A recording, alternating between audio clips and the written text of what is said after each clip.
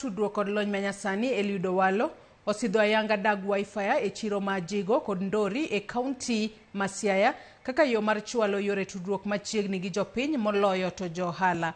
Jatelono nokwayo johala mondo oti kod Wifi no e uso kendo lando mwandugi e yor mbui kojiwo rowere okaw thuolono mar chako timo tije ne kembe mopogore e pinje maoko e yor mbui. Omedo ni piny owacho keto Wifi go e chirni kod skunde duto mayudore pachoka ka chenro mar loso simbe manengogi ogonyore bende dhi nyime biro mabiro konyo johala kod rowere e yudo simbe kamago.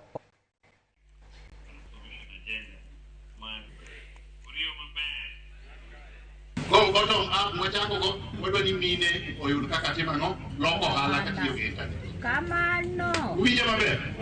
Sani tinde ok ochuno ni nyaka uom gi ng'ama biro ng'iewo gimiuso. Inyalo go picha ikete mtandao kacha to ng'acha neno uwinjru e bei, usewinjru e bei to ochulo gi M-Pesa iketo ne boda boda utimo ang'oa dhi kucha.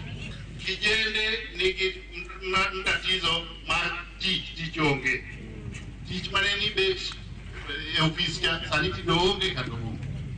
Wan gi nyithindo mwapuonjo mochopo university giduogo kendo gidok gi jonyuol onge. Ok kamano. Wadwa loko pattern. Wadwa yudo ni kijende tich e kor gwenge.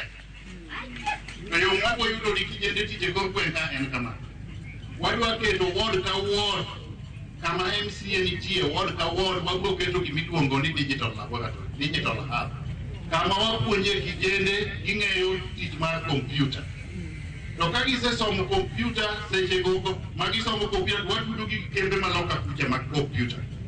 To gitiyo ni kembe maloka kucha moko na Amerika, moko ni Germany, moko ni UK, moko ni India, moko ni Singapore to gine kokwe. To giyudo pesa kendo ichulo gi dola. Mae mabokelo lokruok tungu kaka en kaka waboyudo kaka wakonyo joma nyiri gi joma kijende manutie ko pompo to podanga ika kokwe. Kambi mar ong'we yamo mar Huawei ochiwo miche ne jopuonjre 21 mawuok pachoka manolocho e piem mar tudruok manyasani. Ewi yudo omenda gi gige mamoko mag Huawei, jopuonjrego biro dhi piem e finals mag tudruok manyasani mabiro timore e piny mar China.